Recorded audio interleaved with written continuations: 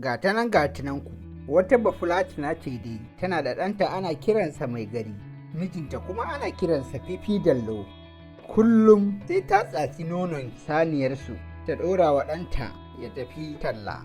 Ana nan, rannan da ta ƙare tsatsar nonon sai ta ce da shi, to mai gari sai ka tafi talla ka yi ƙoƙari ka sayar ka dawo da wuri. Sai ya ce iya ba ni da lafiya.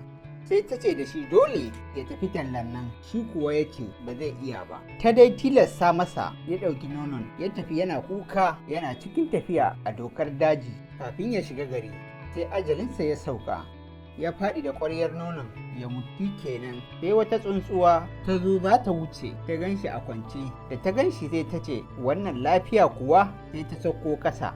Da ta sauko sai ta dudduba ta gani ba shi da rai, sai ta ce a ranta lalle wannan ko mai aka yi dan gidan fifi dallo ne. Sai ta tashi fir ta je ta sauka akan sauran gidansu wannan yaron. Da saukarta sai ta ce uwar gidan fifi dallo, uwar gidan fifi dallo, fifi dallo mai gari ya faɗi, fifi dallo can a dokar daji, fifi dallo har da rigar saki, fifi dallo har da wandon saki, fifi dallo har da hular saki, fifi dallo har da zobensa 7, fifi dallo har da ƙwaryar nono, fifi dallo sai a je a ɗauko shi. Ashe ita uwar gidan fifi dallo tana nika, bata san cewa tsuntsuwar nan da ita take ba. Sai ta bar nikan ta kasa kunnenta, sai tsuntsuwar nan ta kuma cewa uwar gidan fifi dallo, uwar gidan fifi dallo, fifi dallo mai gari ya faɗi, fifi dallo can a dokar daji, fifi dallo har da rigar saki, fifi dallo har da wandon saki, fifi dallo har da hular saki, fifi dallo har da zobensa 7, fifi dallo har da ƙwaryar nono,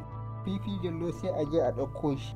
Da ta ji haka sai ta yi salati ta saka kuka, sai ta tafi da gudu ta nemo mijinta. Da ta ga mijin nata sai ta ce da shi zo ka ji abin da tsuntsuwar nan take faɗi. Sai shi ma mijin nata ya saurara ya ji abin da tsuntsuwar nan take faɗa, ya fashe da kuka. Tsuntsuwar nan ta ce sai ku yi haƙuri ku daina kuka. Shikenan sai ya yi wa tsuntsuwar nan godiya, ita ma matar ta yi godiya. Da suka yi wa tsuntsuwar nan godiya sai ita kuma tsuntsuwar ta yi musu gaisuwar ta'aziyya, sannan ta tashi abinta fir. Shikenan sai fifi dallo ya gayyaci mutane, aka je aka ɗauko gawar mai gari a makara, aka kawo shi gida aka yi masa wanka. Bayan an yi masa wanka kafin a kai shi a binne, sai mutane suka ce dama ba shi da lafiya. Sai matar ta ni dai na tatsar masa nono na ce ya je ya sayar. Sai ya ce ba, sai ya ce da ni ba shi da lafiya, ni kuwa na ce dole sai ya tashi ya tafi. Na da tilasta shi ya tafi tallan nan ba da son ransa ba, yana kuka ma ya tafi. Yana cikin tafiya sai ya gamu da ajalinsa a daji.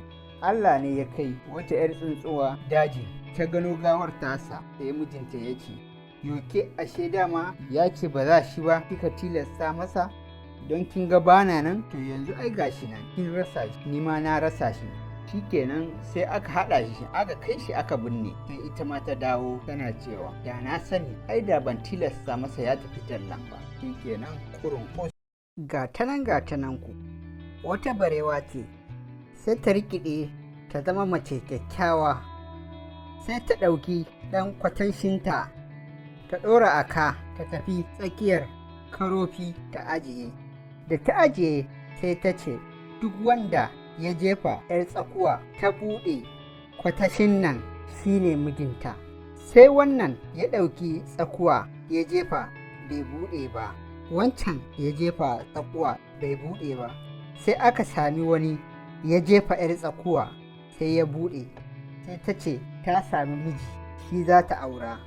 Sai suka tafi garin ita yarinyar wurin iyayenta, za a ɗaura mata aure da wannan mutumin. Sai aka ɗaura musu aure, ta zo ta tare a gidan mijin. Kullum ranar girkinta sai a ce ta je ta ciro kuɓewa a gonar mijinta ta yi miya. Da ta je gonar sai ta yarda zaninta, ta yi birgima a ƙasa, ta zama barewa. Ta yi kiran 'yan uwanta, ta yi waƙa ta ce cinkal cinkal cinkal cinkalaya, cinkalkal cinkalkal kalaya, turmi 'yan kale ya yi fure idaya, tudu na ƙorar tudu marina, tudu na ƙorar tudu da ƙaho, banda kwaskwas banda kankan. Sai 'yan uwanta suka zo suka taru su suka cinye kuɓewa, sannan in sun gama sai su tafi gida. Ita kuma sai ta yi birgima da komo mutum, ta ɗauki zaninta ta ɗaura, sai ta koma gida ta dinga cewa ni da gangan aka tura ni gashi ban samu komai ba. To nan sai mijinta ya bi ta gonar, sai ya ganta tana birgima, ta gama birgimar sai ya ganta ta rikice ta zama barewa, sai ya ga ta yi kiran 'yan uwanta bareyi da waƙa. Bareyi suka taru a gonar dingim, duk suka cinye kuɓewa, suna cikin ci sai ya fasa su, sai ya ga matarsa ta ganshi, ya komo gida sai ta ɗauko kuɓewar ta biyo shi, ta tarar da shi a gida. Ya ce wace ce ke? Ta ce ni ce. Ya ce ina zaki? Ta ce ɗaki zani. Ya ce a koma daji. Sai ta ce taƙi, sai ya biyo ta a guje ya kora ta daji. Daga nan ba ta sake dawowa ba, kenan kurun kus. Gatanan ku, wani dai sunansa Malam Jangudo, to shi kuma wannan malamin maharbi ne. In ya je daji sai ya harbo giwa, ya harbo zaki, ya kawo wa matarsa su feɗe su ci. Duk sarkin namun dajin ya haɗa kansu, ya ce akwai wani mutum ya tsane mu, wanda duk nan dajin mu ya tsana, mu yake kashewa, yake kashe 'yan uwanmu, ya je su ci abinci, shi ne abincinsu. To yadda za a yi mu tashi daga nan dajin, mu bar wannan 'yar tsuntsuwar, ita ce za ta yi mana maganinsa. Aka ce to a bar tsuntsuwa a kan bishiya. Shi kenan ya zo yana neman abin da zai harba, ya hanga, nan ya daga kai sai ya ga 'yar tsuntsuwa, ya ɗana kwari da baka zai harbe ta, sai ta ce harbe ni a hankali Malam Jangudo, kar ka je ka ji rauni da ni. Malam Jangudo shi kenan ya harbe ta a hankali, zai ɗauke ta, sai ta ce ɗauke ni a hankali Malam Jangudo, kar ka je ka ji rauni da ni. Malam Jangudo shi kenan sai ya ɗauke ta a hankali, zai yanka ta irin gutsu-gutsu ɗin nan, sai ta ce gurgutsira ni a hankali Malam Jangudo, kar ka je ka ji rauni da ni. Shi kenan Malam Jangudo sai ya ɗauke ta zai wanke ta, sai ta ce wanke ni a hankali Malam Jangudo, kar ka je ka ji rauni da ni. Sai ya wanke ta a hankali, ya siyo mai, ya ɗaura kwano zai soya ta, sai ta ce sassoya ni a hankali Malam Jangudo, kar ka je ka ji rauni da ni. Sai Malam Jangudo ya soya ta, to zai tsame ta, ta ce ta tsame ni a hankali Malam Jangudo, kar ka je ka ji rauni da ni. Sai ya tsame ta, ya ajiye zai rarraba, ta ce rarraba ni a hankali Malam Jangudo, kar ka je ka ji rauni da ni. Shi kenan sai ya je zai ba wa babarsa da babansa, ya ji wannan waƙar sai ya ƙi karɓa, uwar ma haka ta ƙi karɓa, duk suka ƙi karɓa, har matarsa da 'ya'yansa. Shi kenan sai shi kaɗai ya zauna abinsa zai cinye, sai ta ce ki cinye ni a hankali Malam Jangudo, kar ka ji rauni da ni. Malam Jangudo ya ci a hankali, ya yi komai, zai je matsayi, sai ta ce ka kashe ni a hankali Malam Jangudo, kar ka ji rauni da ni. Sai su fasar, shi kenan sai Malam Jangudo ya suma, nan take ya mutu ƙurunƙus. Gatanan wata rana ne dai wani sarki yana zance a zuci, yana cewa gona ta baure ta yi kyau, bauren yanzu duk ya nuna, bari in sami wani ya je ya tsinke mini duk bauren, kar in bar shi ya ruɓe a banza.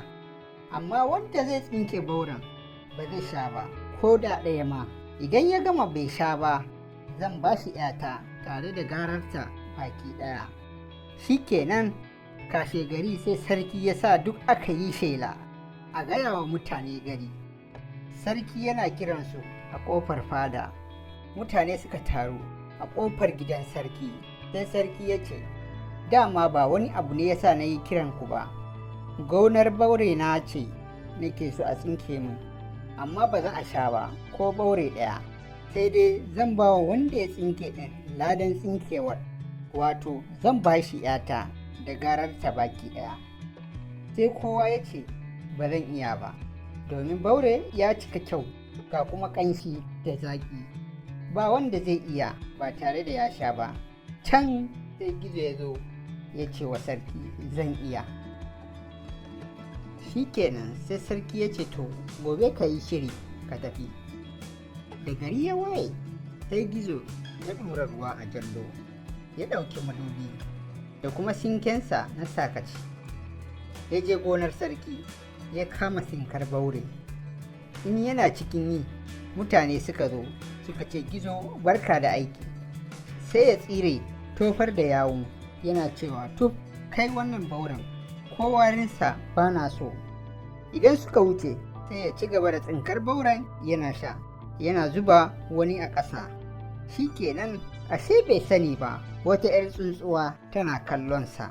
Da ya gama tsinkar ɓauren tas, ya zo zai tafi gida, sai ya ɗauko jallon ruwansa ya kurkure bakinsa, ya ɗauko madubi nan da tsinke sakace, duk ya ciccire ɓauren da ya maƙe masa a haƙorinsa. Bakinsa ya yi tas kamar bai ci komai ba. Sai sarki ya aiko mutane don su ɗebe ɓauren da gizo ya tsinke. Suka zo suka sami gizo suka ce sannu da aiki gizo. Ya ce yawwa. Suka ce har ka gama? Sai ya ce amma da ƙyar na gama, kamar na yi amai saboda warin ɓauren nan, warin duk ya cika min ciki. Sai suka zuzzuba ɓauren a buhuna suka tafi suka kai wa sarki. Da suka je gida sai sarki ya tambaye su labarin gizo da sinkar ɓaure. Suka ce ai yallaɓai, gizo bai sha ɓauren nan ba, domin muna zubawa a buhu yana tofar da yawu, kuma da muka ce da shi me yasa ke zub da yawu, sai ya ce warin ɓaure ne ya cika masa ciki. Sun gama faɗin haka kenan sai ga gizo ya zo gidan sarki, sai ya ce da shi to gizo ka yi aiki mai kyau, sai kuma ka je gida ka gyaggyara, za a kawo maka amarya da gararta. Shikenan gizo ya je gida ya gyaggyara sarai, aka ɗauko amarya da gara aka zo da ita gidan gizo. Kafin 'yan ɗaukar amarya su tafi gida sai suka ji tsuntsuwa tana waka tana cewa kai gizo a can ka ci ɓaurenka, har ka kurkure bakinka, har ka manta jallonka. Tana ta faɗan haka har sai mutane suka ce kai ku tsaya mu ji abinda tsuntsuwar can take faɗa. Aka ɗauko amarya da gara aka zo da ita gidan gizo. Sai gizo ya ce da su kai ku rabu da ita don Allah, shirmenta take yi. Sai mutane suka ce wani irin a rabu da ita, kai mu tsaya mu ji. Shikenan sai 'yan kawo amarya da gara suka ji tana cewa kai gizo a can ka ci ɓaurenka, har ka kurkure bakinka, har ka manta jallonka. Suka ce lallai shi dama ka ci ɓauren ka ce baka ci ba. Sai suka yi ta surutu da hayaniya. Shikenan sai suka maida amarya da gararta gida, suka gaya wa sarki abin da ya faru. Shikenan kurunkus 'yan mata sun taru da daddare a sakar gidan wata ƙawarsu da aka yi wa aure. Sai Delu ta ce mu zo mu yi wasan gaɗa tunda yake akwai fili isasshe. Sai suka ce to, suka kewaye Delu ta fara ba su waƙa, su kuma suna amsawa suna tafi. Delu ta ce ta kama yaƙi ga ladima, wasa ba faɗa ba, arerere ina waɗan maharbi ya harbe ni, ku ce harbi ku kwana harbi, gadon gidanku ne bulala 150 ta shafe ki, gaba tsundum baya tsundum a aljanna. Da Delu ta ƙare sai Zule ta shiga ta bayar da tata waƙar, ta kama yaƙi ga ladima, wasa ba faɗa ba, arerere ni na waɗan maɗika ya ɗinke ki, ku ci ɗinki ku kwana ɗinki, gadon gidanku ne bulala 150 ta shafe ki, gaba tsundum baya tsundum a aljanna. Kafin su ci a aljanna sai duka suka yi tsalle suka dira, haka suka yi ta yi kowace sai ta faɗi sana'ar saurayinta, sai kuma a yi ta yin waka da wannan sunan sana'ar irin yadda ake yi wa Delu da Zulai. Sai suka gaji da irin wannan wakar, sai suka sake wata. Wannan karan jete take ba su sunan amsawa. Iye nanaye aye yaraye iye nanaye tarmama, iye nanaye aye yaraye iye nanaye tarmama. Jirgin goro lula lula, jirgin goro za ya kaɗe ni, jirgin goro kar ka kaɗe ni, jirgin goro zan maka saƙo, ba saƙon sayan tasa ba, ba saƙon sayan kwano ba. In ka je ka gaida masoyi, in ka je ka sa masa riga, in ka je ka sa masa wando, in ka je ka sa masa hula, in ka je ka sa masa takalmin girma. Iye nanaye aye yaraye aye yaraye nanaye tarmama. Kenan DJ ta ƙare tata. Haka suka yi ta yi. Wannan tashkar tana ba da waka, tana kewayawa, sauran tana tafi, su kuma suna amsawa, suna tafawa. Da suka gaji sai suka ga dare yayi, sai suka watse, suka bar amarya da 'yar tsaron ɗakinta. Sai kuma gobe in Allah ya kai mu. Gatanan wani mutum ne da ya matsiya, ba shi da cin yau balle na gobe. Mutane har gudunsa suke saboda diyarsa.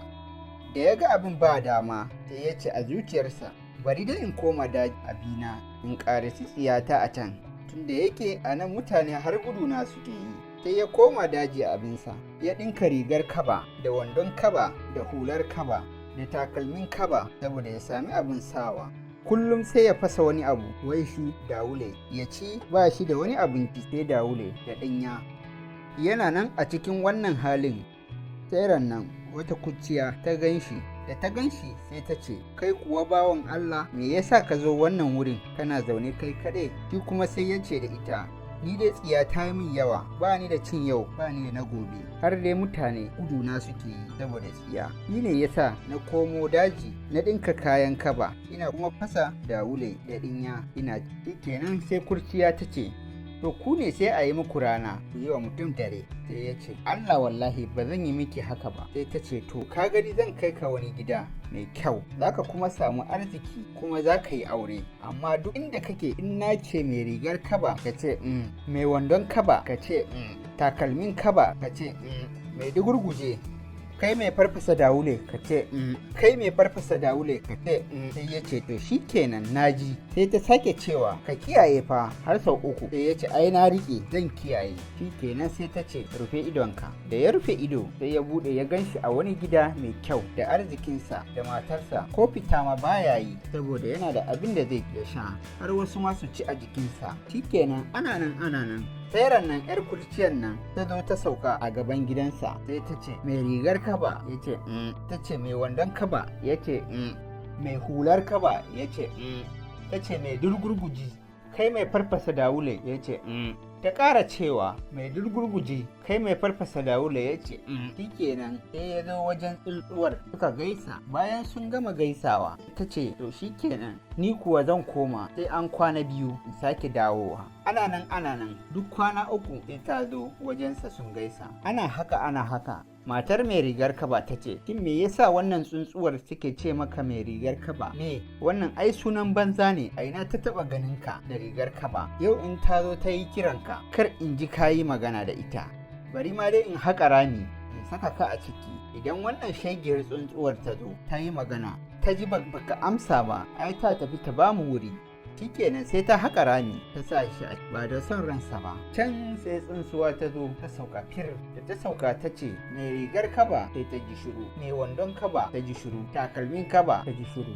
Tsuntsuwa ta gaya masa duk abin da ta saba kiransa da ta ji shiru. Shi mai rigar kaba yana cikin rami, bai san tsuntsuwa ta zo ba. Da tsuntsuwa ta ji shiru sai ta sake kiransa da ƙarfi. Daga nan sai ya ji kamar ana kiransa, sai ya motsa kusa da bakin rami. Sai kuwa ya ji tsuntsuwa mai rigar kaba ya ce yana cewa kenan sai karab a kunnen matarsa. Da matar ta ji mijinta ya amsa sai ta taho bakin rami sai tsuntsuwa ta ci gaba da cewa mai wandon kaba, mai wandon kaba. Idan mijin ya ce sai ita matar ta yi surutu yadda za ta hana tsuntsuwar nan jin amsar da ya bayar. Matar nan dai ta bige da yin fada tana cewa ke tsuntsuwar nan ta shiki ba muri kake ƙara zuwa mana gida. Shikenan shi kuwa mutum yana ta amsa wa tsuntsuwa a cikin rami, amma ita matar ta hana tsuntsuwar nan jin abin da yake faɗa. Da matar ta kukula sai ta ɗauki itace za ta doki tsuntsuwar, sai tsuntsuwa ta tashi abinta da ta ce yana cewa to shikenan mai rigar kaba, na tafi, matarka ta jawo maka, ka kuskure abin da na gaya maka, je ka ƙari tsiyarka, ka ga tafiyata. Ashe dama ba tsuntsuwa ba ce, aljana ce. Shikenan sai aka fito da mai rigar kaba daga rami, sai arzikin tsayewa tsaye duka. Ita kuma tsuntsuwa ta koma dajinta, matar kuma ta yi tafiyarta gidansu, ganin cewa tsiya ta sami mijinta, shi kuma ya koma matsiyaci kamar da. Shikenan kurunkus.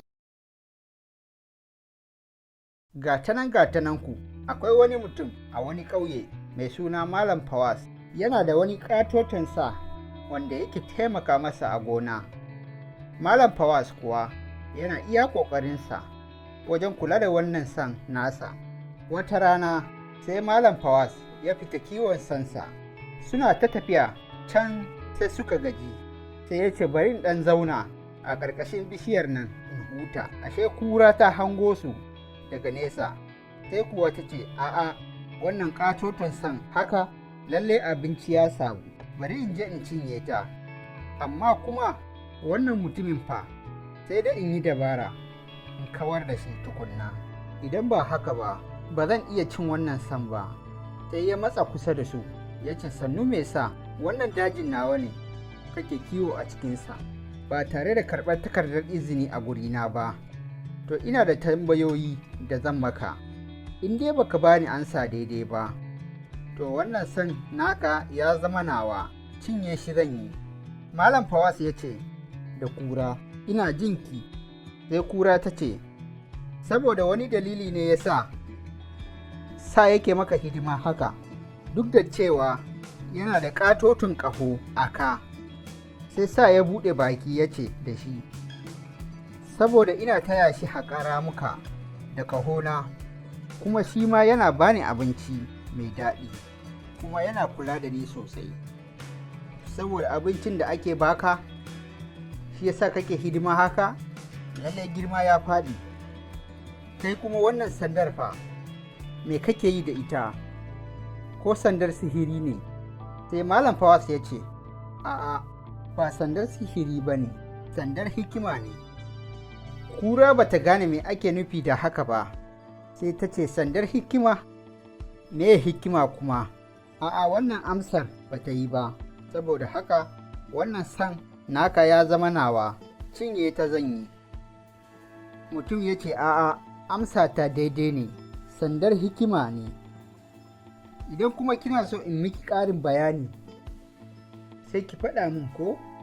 Kura ta ce to ina jin ka, yi min bayani.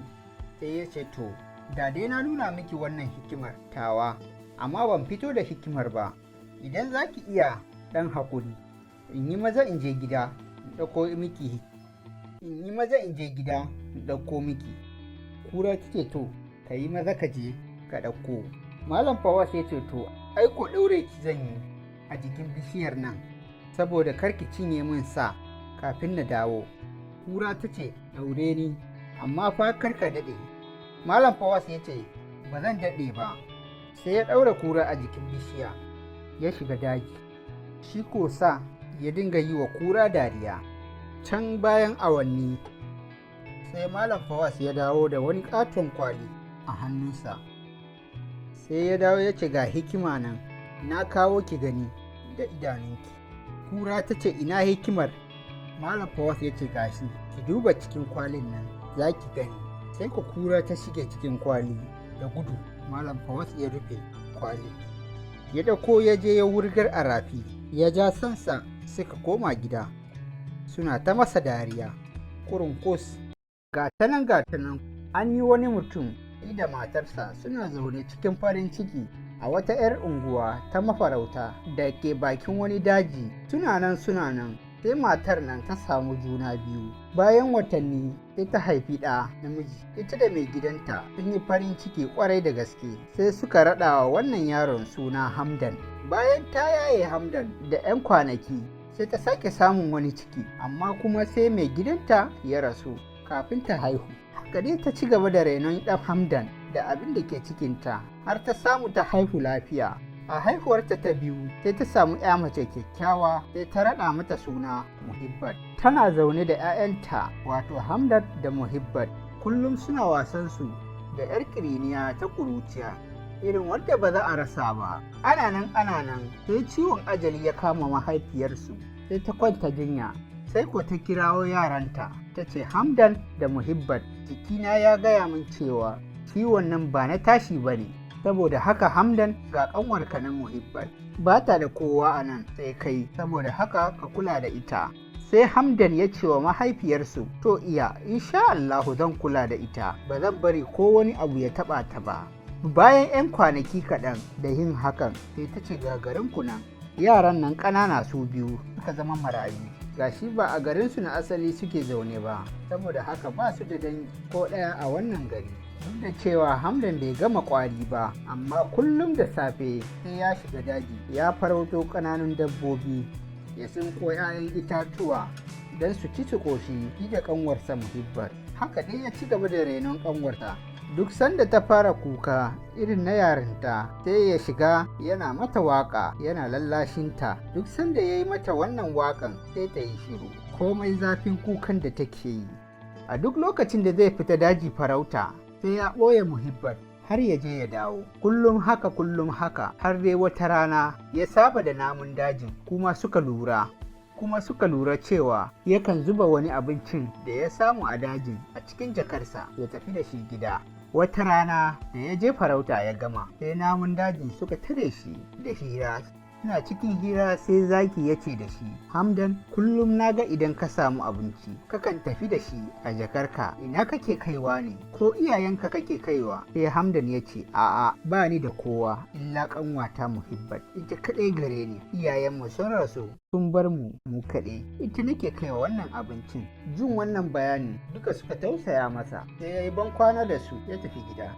To ashe kura ta laɓe tana jin duk abin da ya faɗa. Wata rana da Hamdan ya tafi farauta kamar yadda ya saba, sai kura ta lallaba ta je gidansa ta gano inda ya ɓoye Muhibbat, sai ta kama ta cinye.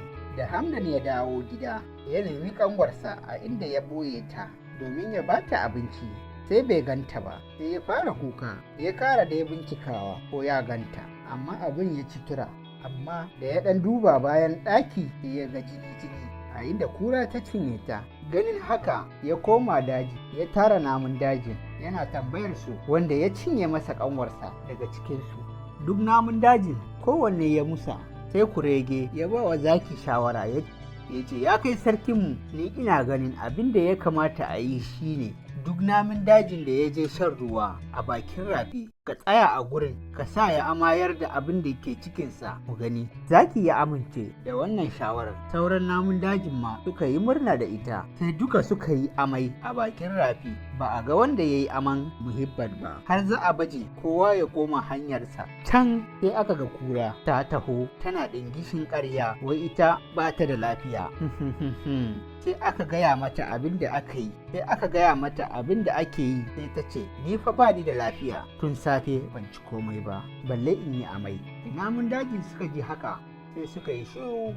Can sai kurege ya dubi zaki ya ce, manyan dawa, da gaskiya ne bata ci komai ba, me yasa za ta zo shan ruwa? Ƙarya take yi, ai dole ta kakuro aman ko da cikinta ba komai kuwa. Duk sauran namun dajin suka ce da zaki, maganar kurege gaskiya ce. Sai zaki ya harari kura ya ɗaga mata tsawa ya ce, dole sai kin yi amai, mun gani, idan ba haka ba kuwa yanzu in kashe ki mu cinye naman. Nan da nan kura ta yi amai, sai ga Muhibbat ta faɗo tik.